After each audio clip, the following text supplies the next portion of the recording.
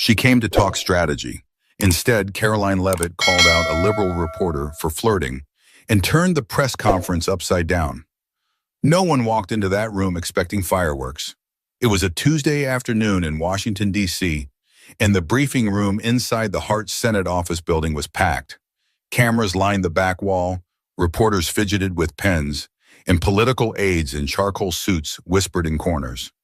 The press conference had been scheduled for weeks, another box to check on the campaign trail. Karoline Leavitt, the 29-year-old Republican strategist who'd gained a reputation for being sharp, unfiltered, and a little too quick with her tongue, was expected to outline the party's new messaging strategy ahead of the fall elections. That's it, just strategy, numbers, talking points. Karoline had arrived 5 minutes early, wearing a navy blue blazer and a tired expression.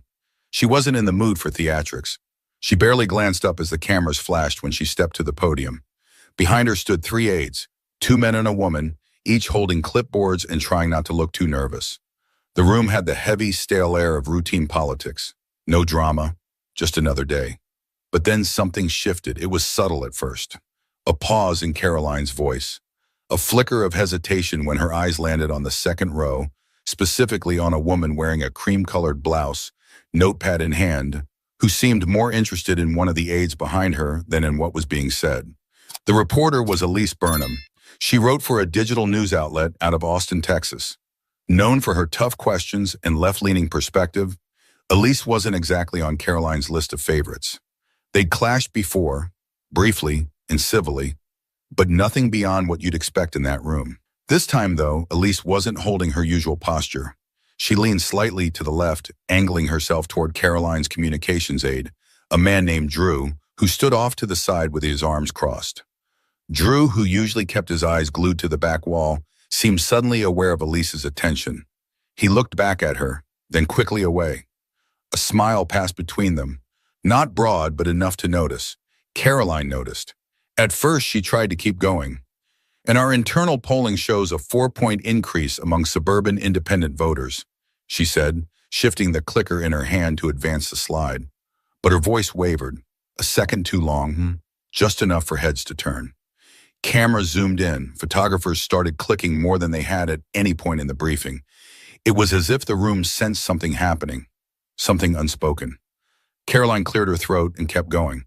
She tried to focus on the content, pointing toward a chart behind her, but her tone had lost its usual bite. She was distracted, and she knew everyone could tell. In the second row, Elise tucked her hair behind her ear, then looked straight at Drew again. Another smile. This one lingered. And that's when it happened. Karoline paused mid-sentence. She turned her head, slowly but directly, to look straight at Elise. There was a full second of silence, an uncomfortable one. Karoline placed both hands on the podium, leaned in just a little and said, "If you're done playing games with my staff, I'd love to finish what I came here to talk about." The room fell completely still. One reporter coughed. Someone's pen hit the floor. Cameras clicked rapidly. Elise's smile vanished. Her eyes blinked once, sharply. Karoline didn't raise her voice. She didn't even frown. But the coldness in her delivery hit harder than if she'd shouted. It wasn't personal. It was surgical. And everyone in the room felt it. But it didn't end there. Karoline straightened her blazer, looked directly into the cameras now and added, "It's hard enough for women in this field to be taken seriously. Flirting in the middle of a press briefing doesn't help the rest of us." Gasps. Actual gasps. Even Drew looked like he wanted to disappear into the wall behind him. Elise opened her mouth, but no words came. She turned her eyes back to her notebook, face flushing. The rest of the room didn't know what to do. Should they keep recording? Should they ask questions? Should someone say something? Karoline moved on without waiting. She went straight to the next slide as if nothing had happened. But the damage had already been done, and every person in that room knew this press conference had just become something else entirely. Karoline's words hadn't even finished echoing through the room before phones started vibrating. Reporters were already texting colleagues. Producers from MSNBC and Fox News were dialing their control rooms. The camera crews knew what they had just captured. It was the kind of off-script moment that feeds news cycles for days. But let's rewind, because to understand why Karoline snapped like that, You have to understand what was really going on in that second row. Elise Burnham was no rookie. 35, confident, with a master's in journalism from Arizona State and a long history of pushing political figures in uncomfortable directions, she had built her reputation on being direct. But she also knew how to read a room. She knew how to use charm, when to disarm, when to press. What happened that afternoon didn't stem from inexperience. It started 15 minutes before Karoline even walked in. Drew, the communications aide, was at the back of the room helping a staffer with a mic check. Elise was already seated. She noticed him before he noticed her. Maybe it was innocent, maybe it wasn't, but something passed between them, and it didn't go unnoticed. They exchanged 3 glances before the event began. One smile. Elise had that kind of smile, controlled, confident, the kind that doesn't need to be wide to be felt. Drew, to his credit, tried to stay professional, but his face gave him away. Subtle, sure, but not invisible. Karoline knew her team. She caught on fast when something shifted. When Karoline walked in, she clocked it instantly. Elise wasn't holding her pen the way she usually did. She wasn't leaning forward with that sharp look in her eyes, the one that signaled a tough question was coming. She was casual, relaxed, even amused. At first, Karoline thought she was imagining it. She had enough on her mind, polling slides, reporters waiting to poke holes in her strategy, and a growing list of media appearances to prep for. But midway through her remarks, her instincts kicked in. Her attention locked on Elise, then on Drew, and then it all clicked. The look, the smirk, the game being played in the middle of her press conference. And that's what got under Karoline's skin. Not jealousy, not possessiveness, but the timing, the space. A room full of cameras, a rare opportunity to shape national conversation, and someone was turning it into a hallway flirtation. To Karoline, it felt like sabotage dressed as casual banter. She'd worked hard to be taken seriously in this world. Too many times she'd walked into rooms where men spoke over her, or questioned her experience, or assumed she was someone's assistant. And now, in front of the press corps, one of her female peers, someone who should have known better, was playing with fire for the sake of attention. The irony wasn't lost on her. Back at the podium, Karoline's mind was racing faster than her mouth. She could hear her own voice trailing off while her thoughts split in 2 directions. Stick to the script, or say something. She chose the second, because it wasn't just about Elise. It was about every woman in that room, about every fight she'd had to prove herself. Every moment she'd swallowed frustration when someone questioned her authority. And here was someone making a mockery of it all, on camera, no less. So she stopped, called it out, not to humiliate, but to demand something. Respect. Respect for the space. Respect for the moment. Respect for the women who had to work twice as hard to stand at a podium like that. But here's the thing, Karoline may have won that moment, but she also lit a fuse. Because while she saw a boundary being crossed, others in the room saw a grenade being thrown. The instant Karoline's words cut through the room, there was a strange kind of stillness. Sharp, suspended, like the second after a plate hits the floor but before it shatters. For a moment, no one moved. Not the cameramen, not the aides, not even Elise. Karoline stared forward, posture fixed, chin slightly raised. She didn't need to say more. She had said enough. The damage had already begun carving its way across that sterile, fluorescent-lit room. Elise shifted in her chair. You could almost hear the weight of her breath as she reached for her notepad, more out of instinct than intention. Her face had gone pale, her lips pressed tight. She wasn't used to being the story. She was used to telling it. Now, all eyes were on her. From the back, a male reporter leaned in and whispered something to his colleague, who responded with a slow headshake. On the far side of the room, a younger freelancer began typing on her iPhone at lightning speed. Karoline's aide Drew, the unintentional center of the spectacle, stood frozen. You could see it in his shoulders. He wanted to melt through the floor. His eyes kept darting between Karoline and Elise, clearly unsure if he should move, apologize, or just keep pretending he was made of drywall. Karoline didn't look at him. She didn't need to. But inside, something had cracked. She hadn't planned to speak out like that. She hated losing her cool, even when it was justified. But standing up there, she felt something tighten in her chest. The years of being dismissed. The constant restraint. the second guessing, and in that instant, it just boiled over. She hadn't yelled. That would have been too easy.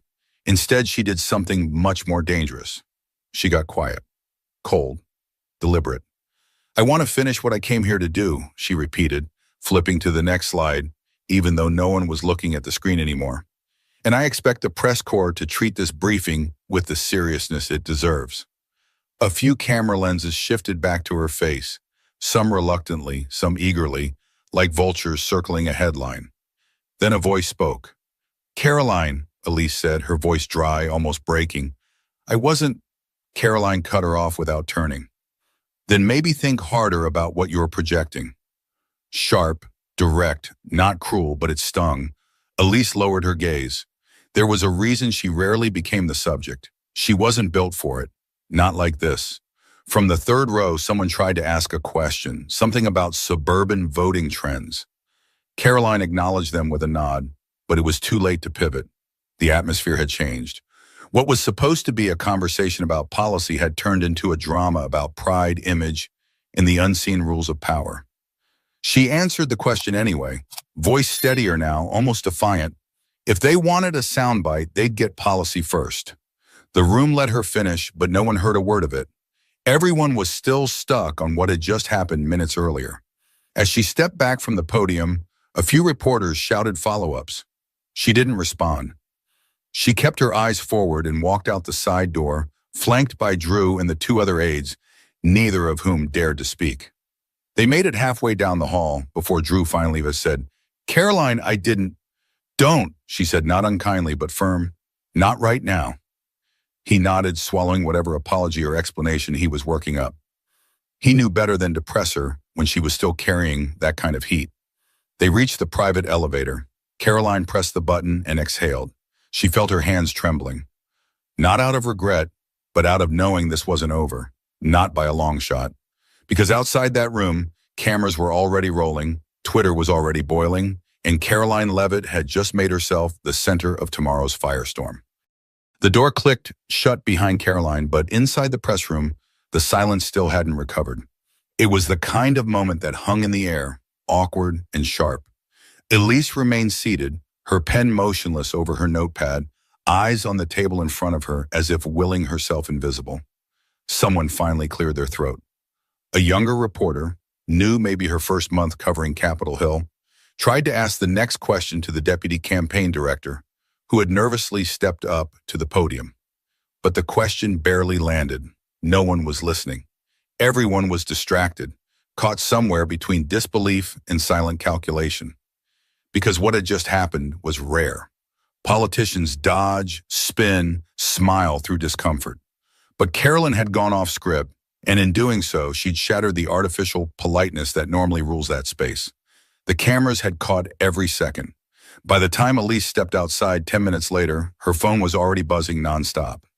A group of interns huddled by the vending machines gave her a quick glance, then looked away. She kept walking, ignoring the whispers behind her.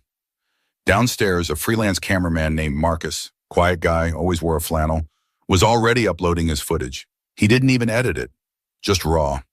The clip of Karoline's outburst was only 38 seconds long, but the expression on Elise's face, the quiet fury in Karoline's voice, and the wide eyes of everyone around them made it feel like a scene out of a courtroom drama. At the same time, out of the campaign office 3 blocks away, Karoline sat in a narrow break room with a mug of lukewarm coffee she didn't even sip. Drew sat across from her, elbows on his knees, still not talking. The rest of the staff were trying to look busy, heads down, pretending not to refresh their phones every few seconds. "Do you regret it?" Drew finally asked, not looking up. Karoline tilted her head. "What do you think?" He gave a half shrug. "Depends. You look like you meant every word." "I did," she said. There was a beat of silence. "I didn't mean to get distracted," Drew said after a while. She was looking at me. I smiled. That's it. Karoline didn't respond right away. Not because she was angry at him, she wasn't, but because she was turning the moment over in her head again, replaying it, wondering if the sting of her own words had landed too hard, wondering if Elise had deserved all of it. No, she thought, maybe not all, but some. Upstairs in a different office, Elise sat alone with her laptop open, trying to write a statement. She had already received 4 interview requests and a DM from a colleague that simply said, "Are you okay?" Her hands hovered over the keyboard. She wasn't entirely sure how she felt. Embarrassed? Yes. Angry? Maybe. But underneath all that was a different emotion she didn't know how to name. Because while she didn't believe she'd done anything wrong, she also couldn't deny the sting of hearing those words from another woman. A woman who, like her, had had to scrape for respect in rooms like this. She closed the laptop. Outside, the clip had already gone viral. TikTok edits were popping up with slow-motion filters and dramatic music. On Twitter, political commentators were splitting into camps. One side called Karoline a hypocrite, accusing her of policing women's behavior while tolerating worse from men in her party. Others called her brave, claiming she had every right to demand professionalism and respect.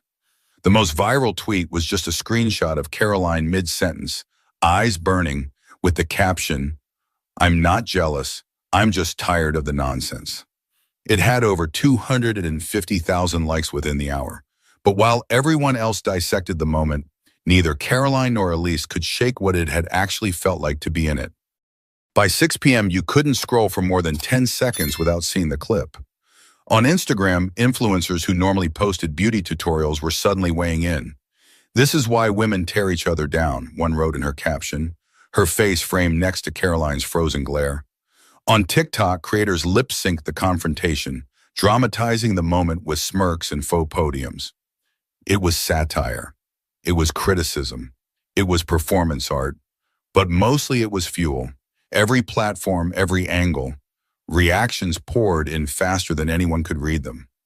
On YouTube, a popular political streamer paused the clip mid-frame and shouted to his audience, "You guys, this right here, this is going to split people down the middle. Just wait. This'll be on cable news by morning." He was right. MSNBC ran the segment under a banner that read, "GOP strategist berates female reporter during live briefing." On Fox News, the headline was, "Karoline Leavitt demands respect. Flirting doesn't belong in politics." The story wasn't just what had happened, but what it meant, or what people wanted it to mean. Back in D.C., Karoline sat with her press team in a quiet meeting room, phone off, watching the fire grow. Her media advisor, Roberta, paced the length of the room, tablet in hand. "CNN wants a response," she said, not looking up. "So does The Hill. And Morning Wire. You could do the circuit tomorrow." "I'm not apologizing," Karoline said flatly. Roberta stopped pacing. "You don't have to, but if you don't get ahead of this, they'll write the ending for you." Drew sat silently at the far end of the table, still clearly wishing he could rewind the entire day and start over. Karoline ran a hand through her hair and exhaled. "We go with a statement. No interviews. Not yet." Roberta nodded. "I'll draft something in an hour." But outside their war room, Elise was making a different kind of choice. She hadn't posted a single word publicly since the press conference. Instead, she scrolled through the comments under her last article. Most of them were supportive, but a few were vicious. Screenshots of her mid-reaction were everywhere. Some users zoomed in on her face and speculated about her intentions. Others dissected her body language. A handful implied the entire moment was staged to trigger headlines. It was exhausting. She finally tweeted a single line. "I have no regrets about doing my job today. The same can't be said for others." The replies exploded instantly. Some praised her confidence. Others accused her of gaslighting. A few people from the industry quietly liked the tweet without commenting. An old media trick that says "I see you" without getting involved. But one like stood out. It came from a former news editor who had worked with both Elise and Karoline in their early 20s. She had posted her own thread hours earlier that read, "I know both these women. They're smart, they're tough, and I've seen them fight for space in rooms that never wanted them in the first place. Maybe we should all stop pretending this is just about a smile." That tweet didn't go viral, but it stuck with people. Because at its core, this wasn't a scandal about flirting.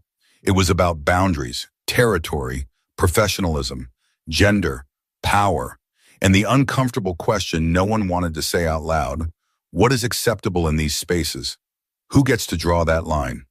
Karoline's team revised the draft of her statement 3 times before sending it out. It was short, measured, and not an apology. I believe professionalism matters in every setting, especially when the world is watching. I said what I felt in the moment, and I stand by it. Within minutes, news sites were dissecting those two lines. Headlines with words like tone-deaf, bold, and controversial popped up on every homepage. Comment sections became battlegrounds.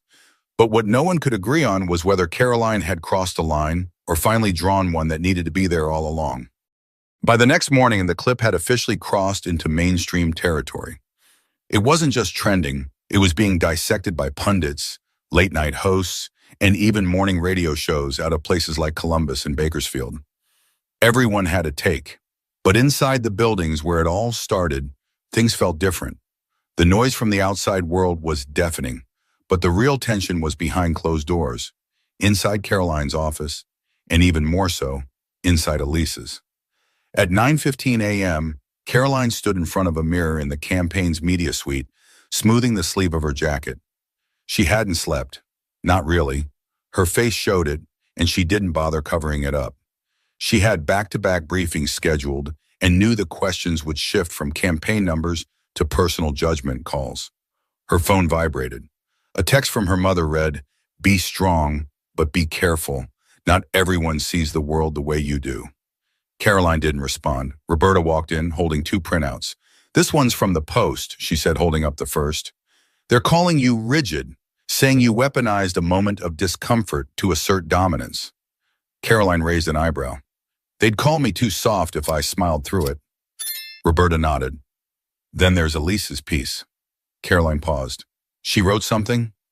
Roberta handed her the second sheet. Elise's op-ed had gone live just an hour earlier. It wasn't angry, it wasn't defensive either. It was calculated, measured, even graceful in tone. But it was unmistakably personal. What happened at that podium wasn't just about me. It was about being reduced to a glance. I've worked 10 years to build credibility, and I refuse to lose it over someone else's discomfort. If we're going to talk about professionalism, let's start by not assuming intent based on where a woman looks. Karoline read it twice. She didn't slam the paper down, she didn't scoff, but her jaw clenched, and that was enough for Roberta to move on. Across town, Elise sat in her office alone. Her phone was blowing up. Producers wanting interviews, friends sending fire emojis, old classmates who hadn't texted her in years suddenly offering support or asking for a quote. She ignored most of them. Only one message held her attention. It was from a colleague she'd worked with during her internship days, a woman named Janet who'd once taken her under her wing. The message was short. "Don't let this harden you. You're better when you're open." Elise stared at the message for a long time, because the truth was, she wasn't angry at Karoline, not in the way people assumed. She was embarrassed. Not because she'd done something wrong, but because she'd let her guard down. She'd let someone's interpretation of a smile become a national headline. She hated that part. That night, something unexpected happened. An event at a local university had invited both Karoline and Elise to speak on a panel. Neither had confirmed, but their names were still printed on the promo posters. It was a journalism and politics forum, hosted annually in Baltimore, mostly attended by students. Karoline wasn't going to go. She told her team that 2 days ago. But by 4 p.m., something shifted. She told Drew to clear her schedule. When Elise arrived at the venue, she was already in her seat on stage. When she saw Karoline walk in, her chest tightened, not with fear, but with something closer to caution. The moderator, an older professor named Lyle Richmond, looked like he'd been waiting for this moment all day. "We appreciate both of you being here," he said, his voice full of forced cheer. "Let's begin." They didn't address the incident at first. They talked about media literacy, voter engagement. Elise answered 2 questions. Karoline answered 3. But eventually, someone in the audience, probably a student, raised their hand and asked what everyone was thinking. How do we handle things when professional boundaries and personal perceptions clash in public spaces? Neither woman answered right away, but Karoline leaned forward. Her tone wasn't icy this time. It was real. "I think we're all still figuring that out," she said, "but maybe the first step is not assuming the worst in each other." Elise looked at her, a pause. Then she added, "And maybe the second is remembering how fast we're all expected to react. before we've had time to think. It wasn't a reconciliation, not quite, but it was the first moment since that podium that felt less like a fight and more like a reckoning. 2 weeks later, the story was still alive, but it had started to change shape. The original headlines were fading, replaced by deeper conversations. Podcasts were analyzing gender dynamics in politics. College classes were using the incident as a discussion prompt. Even HR departments in media organizations had begun quietly circulating internal memos about on-the-job interactions. And somehow both Karoline and Elise had become reluctant symbols. Neither of them had spoken publicly about it again. No follow-up interviews, no fiery social media posts, no public back and forth, just silence. But that silence said a lot. It gave the world space to keep debating, to peel apart every frame of that 38-second clip like it held some kind of universal truth. But that wasn't what either of them wanted. Karoline sat alone on a bench in Lafayette Park one morning, unrecognizable in a hoodie and baseball cap. Her coffee had gone cold. She didn't care. She was watching people pass commuters, tourists, joggers, none of them looking at her. And for the first time in days, she was grateful to be nobody. Drew joined her, late. He handed her a fresh cup. They sat for a while, just watching the pigeons shuffle under the bench. "You still think you did the right thing?" he finally asked. Karoline didn't answer right away. "I think I said something I meant," she replied. "I just don't know if I said it the right way." Drew nodded slowly. "You know what I hate?" he asked. "The way it turned into a spectacle, like it stopped being about what either of you actually felt." Karoline sighed. "That's politics. That's media. Everything gets flattened." Meanwhile, Elise was in Flagstaff, Arizona, visiting her sister. She'd turned off her email. She was helping repaint her niece's bedroom. Lime green walls with one purple stripe that didn't quite line up. Her sister handed her a roller. "You ready to stop being famous yet?" "I wasn't famous," Elise muttered. "You were on 3 cable channels in the same day. That counts." They both laughed. Elise leaned against the wall, covered in paint speckles, and admitted something out loud she hadn't told anyone. "I don't even remember exactly what I said that made her snap. Isn't that weird?" "Not really," her sister said. "That's how real life works. It's not always about the thing. It's about everything around the thing." That stuck with Elise, because she knew deep down, Karoline wasn't her enemy, never had been. They were 2 women trying to survive in the same storm, wearing different armor, and for 38 seconds their shields collided. Later that week, Karoline received a handwritten letter in the mail. No return address, just a DC postmark. Inside, plain white paper, no signature. But it read, "We're allowed to mess up. What matters is what we do with it." She never figured out who sent it. Maybe it was from someone in the press room, maybe from a staffer, maybe even Elise. But it didn't matter. The message landed. Karoline taped it to her office wall, next to a quote she'd written months earlier. "Don't mistake silence for weakness. Sometimes it's just wisdom buying time." And maybe that was the lesson in all this.